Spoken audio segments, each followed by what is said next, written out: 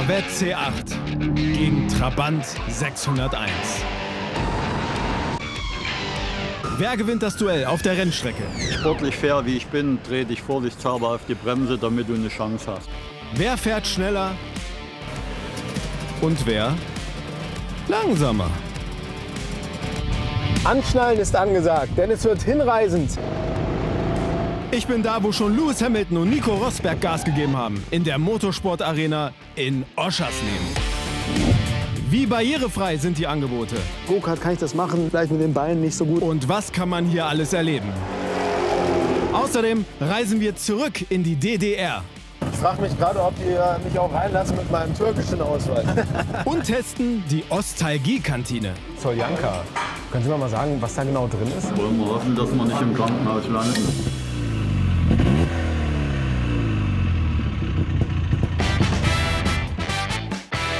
Die Motorsport-Arena in Oschersleben ist Deutschlands nördlichste Rennstrecke und liegt in der Nähe von Magdeburg.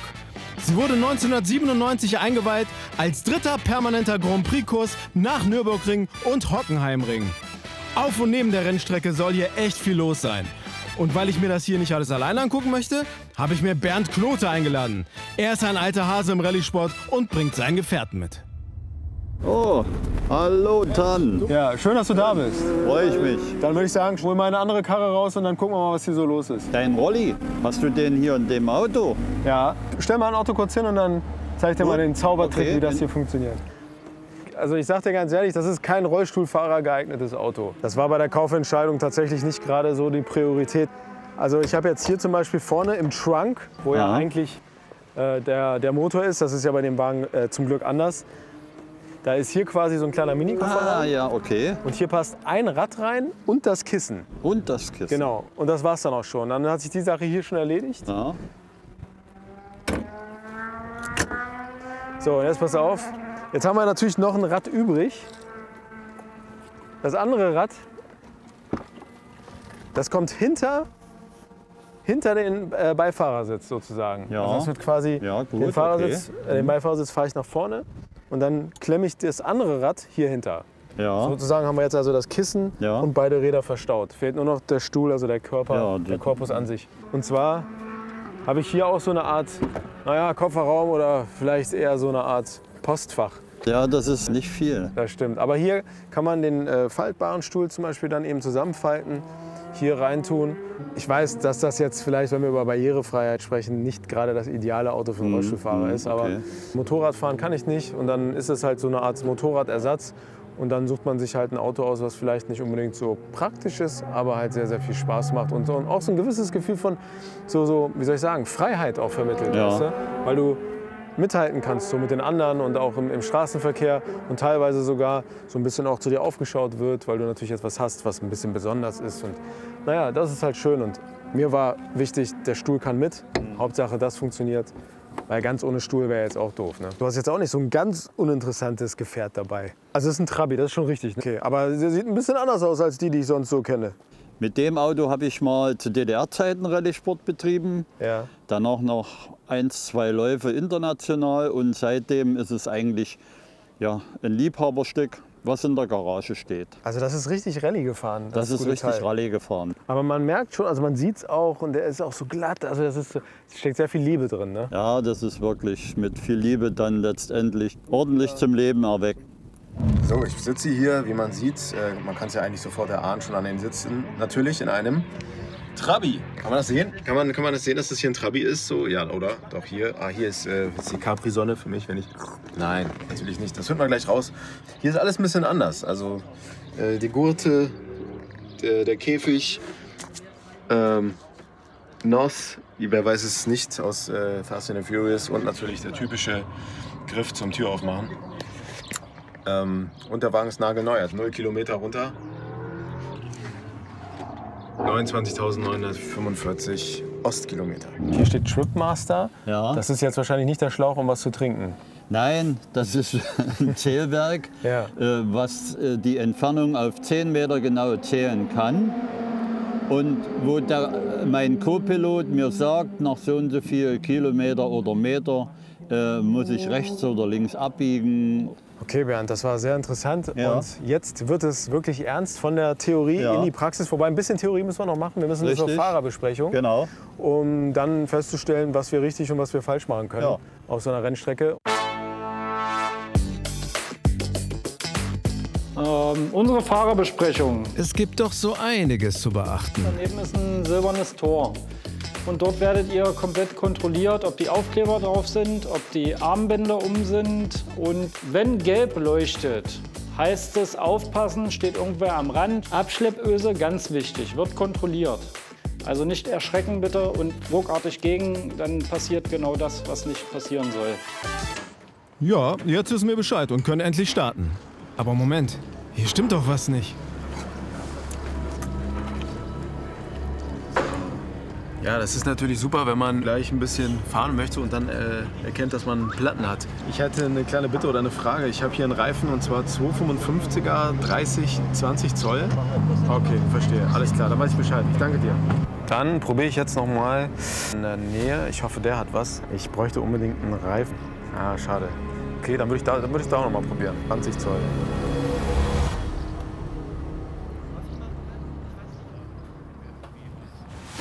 Okay, super. Dann kommen wir gleich vorbei. Ja, also wir haben jetzt quasi den halben Tag schon hinter uns, aber sind noch kein bisschen Rennstrecke gefahren. Auf Karl-Marx-Straße.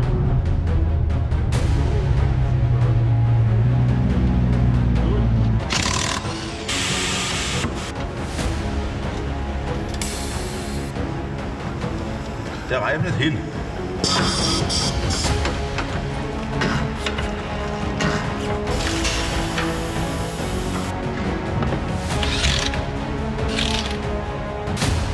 So, das hätten wir erledigt. War jetzt nicht ganz günstig zugegeben, aber Sicherheit geht natürlich vor. Da sollte man nicht am falschen Ende sparen.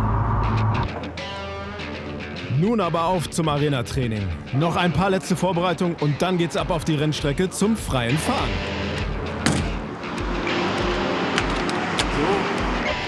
Ja, der Bernd ist eine sehr gute Seele, den werde ich mit sehr, sehr schlechtem Gewissen überrunden.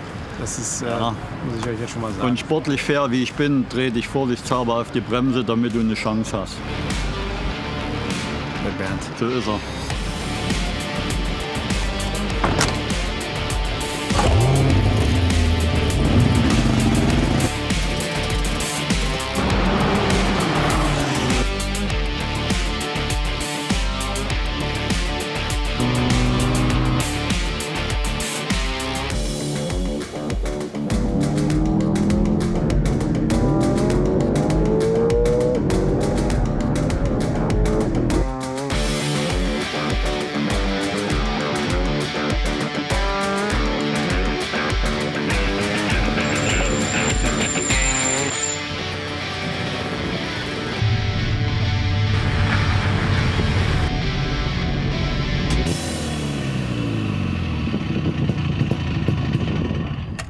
Noch nie auf dieser Strecke gefahren. Vom Anspruch her würde ich sagen, ja, ordentlich.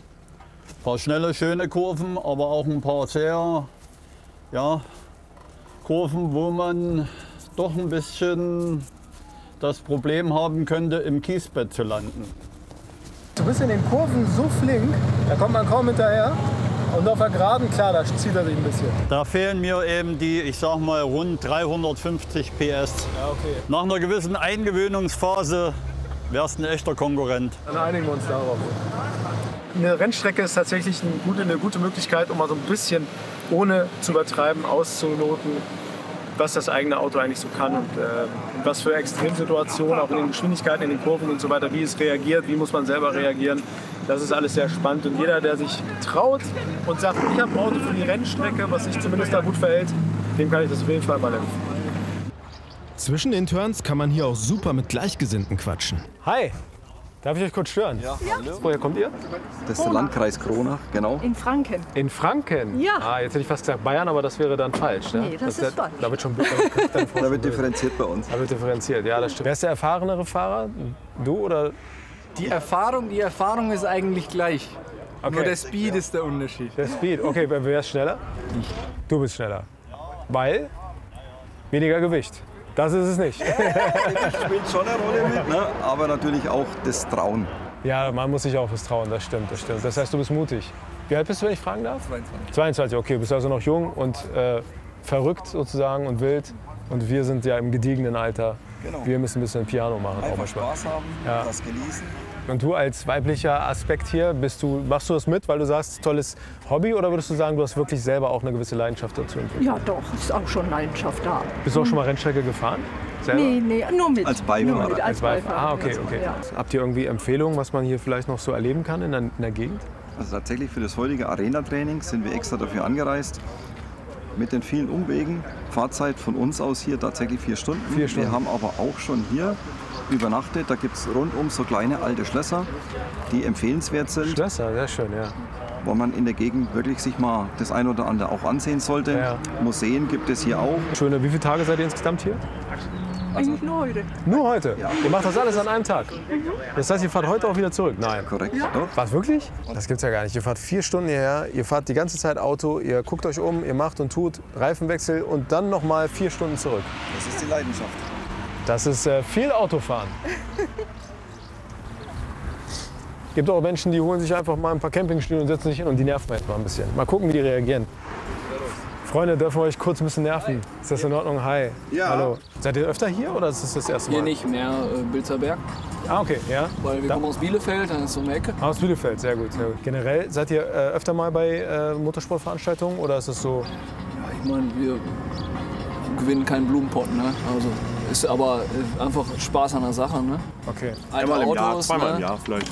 okay. Fahren die Autos auch auf der Straße, also Aber euch geht es nicht so um die Competition, sondern mehr um den Spaß sozusagen. ganz genau. Aha, sehr gut, sehr gut, sehr gut. Wir vergleichen schon die Rundenzeiten. Mein Vergleichsgegner war der Trabi.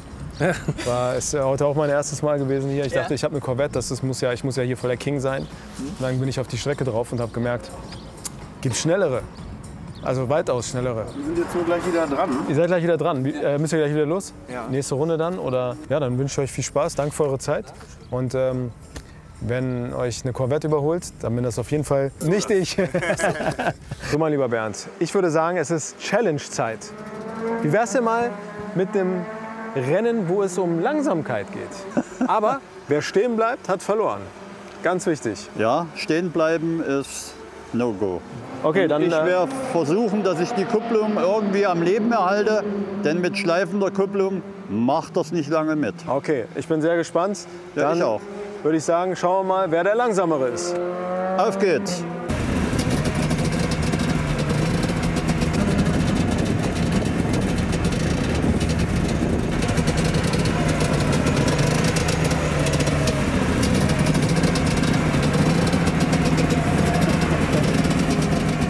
Ja, das wird schwierig hier. Lange macht das nicht mehr.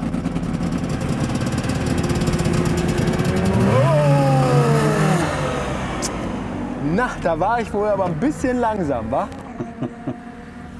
Bernd, Motorsport macht so einen Spaß, aber auch sowas von Hunger. Ja, Wollen wir ein bisschen was essen fahren? jetzt fahren wir essen. Ja.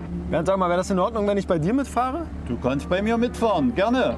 Ich bin sehr gespannt. Gleich kommt mein Fahrer. Ich bin quasi der Navigator. Und es fällt mir irgendwie ein, dass ich noch mein Testament machen muss, glaube ich.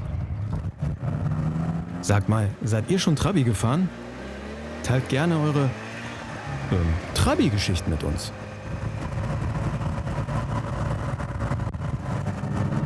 Merkst du eigentlich einen Unterschied, wenn du mit dem Auto in Ostdeutschland unterwegs bist oder in Westdeutschland von den Reaktionen von den Leuten her? Also mittlerweile gibt es auch wieder viele, die in den alten Bundesländern sich dafür interessieren.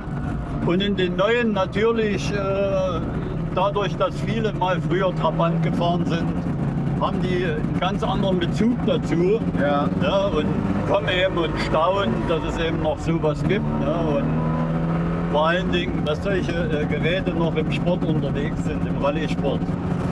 Und gibt es Leute, die sagen, na ja, so diese sehr umweltbewussten Menschen, die sagen, das können sie eigentlich nicht machen? Oder ist die Begeisterung über den Trabant dann doch größer? Also so ist erstmal die Begeisterung wesentlich größer. Ja. Ja, weil es hängt eben da irgendwo auch Erinnerung dran bei vielen. Ja. Und hast ab und zu mal welche, die ja, und der Verbrauch und die gibt's auch, Aber nicht böse. Also nein, nicht böse. machen nur darauf aufmerksam. Machen darauf aufmerksam oder denken laut drüber nach. Ja, okay. Denken laut drüber nach finde ich super. Nach 5 Minuten Fahrt sehen wir sie schon. Die Ostalgie-Kantine in Oschersleben. So, Tan, hast du deinen Reisepass dabei? Oh, jetzt hier kommen wir an der Meldestelle an. Ohne Reisepass haben wir Probleme. Da werden sie uns wahrscheinlich hier noch einmal interviewen. Ich frage mich gerade, ob die mich auch reinlassen mit meinem türkischen Ausweis. Ja, ich denke, das geht irgendwie. Das geht irgendwie. Wenn ich dich dabei habe, mache ich mir da keine Sorgen. Ich lege ein gutes Wort für dich ein. Machst das für mich. Sehr gut. Meinst du, schaffe ich es hier rüber? Na, ich helfe dir. Ja? Okay, pass auf.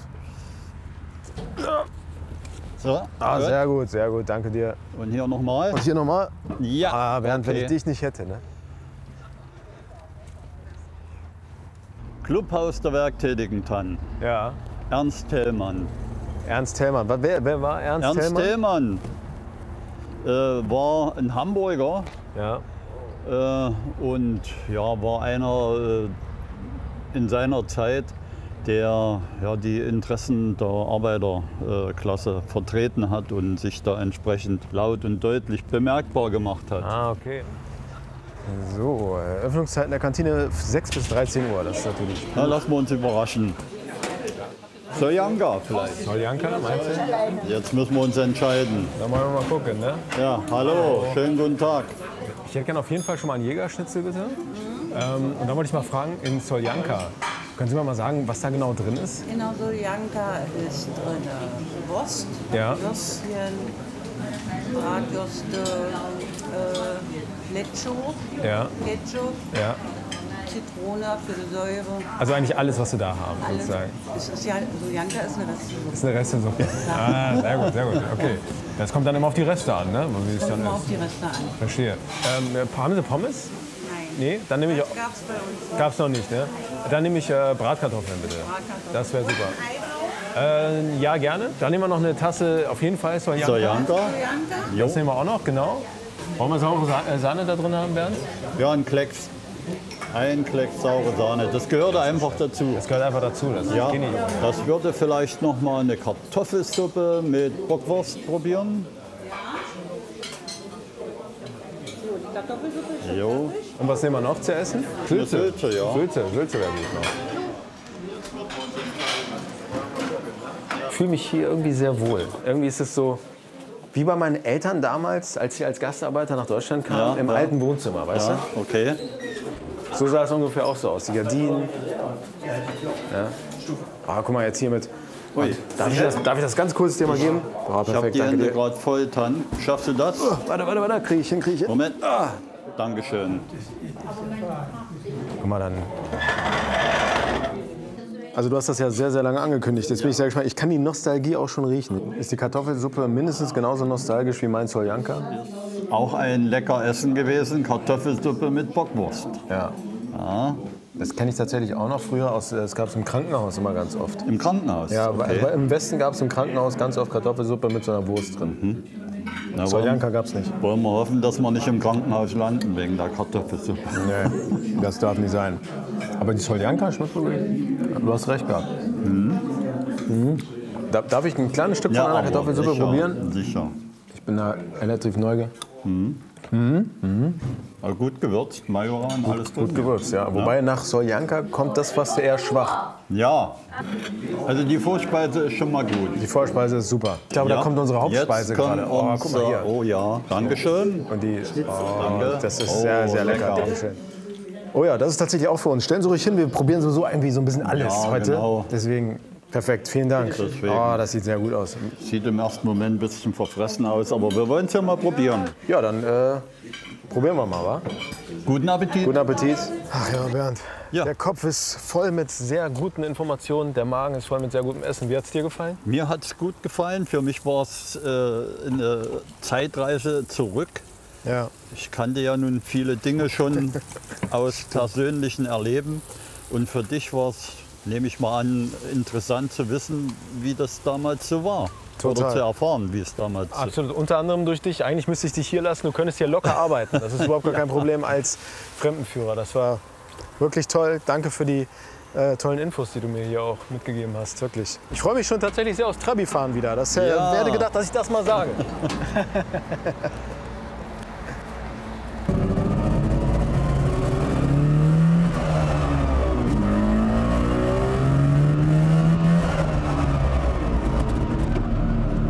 Erste Mal Trabi gefahren, erste Mal Soljanka gegessen. Ja, aber hallo, Was willst du mehr? das sind doch Erlebnisse, Erfolge. Die man nur im Osten hat. Ja, und die brennen sich ein So ist es. im Kopf. Für uns geht's jetzt direkt auf die Kartbahn. Die ist rund 1 Kilometer lang und hat Kiesbetten und Auslaufzonen, wie die große Rennbahn. Ihr braucht lange Kleidung, festes Schuhwerk und müsst mindestens 1,50 Meter groß sein.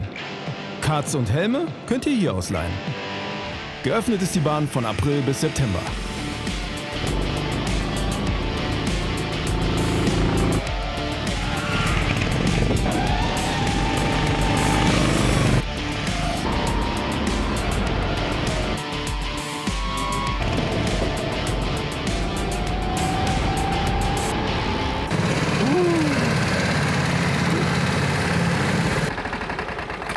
Ja, also Go-Kart ist dann auch noch mal was anderes als im Auto.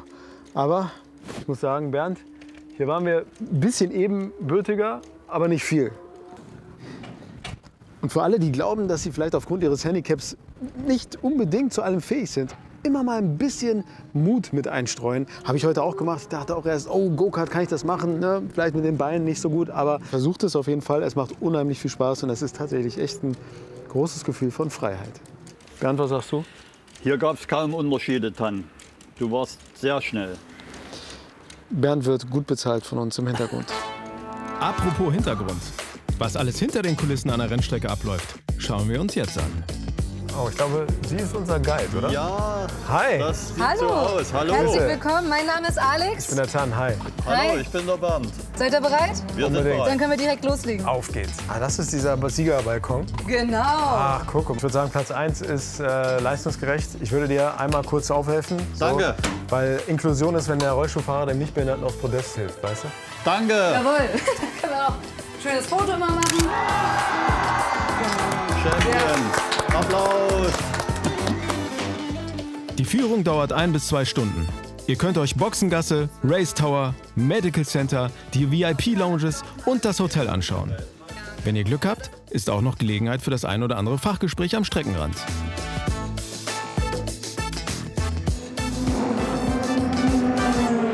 So, wir nehmen noch mal die letzten Geräusche auf.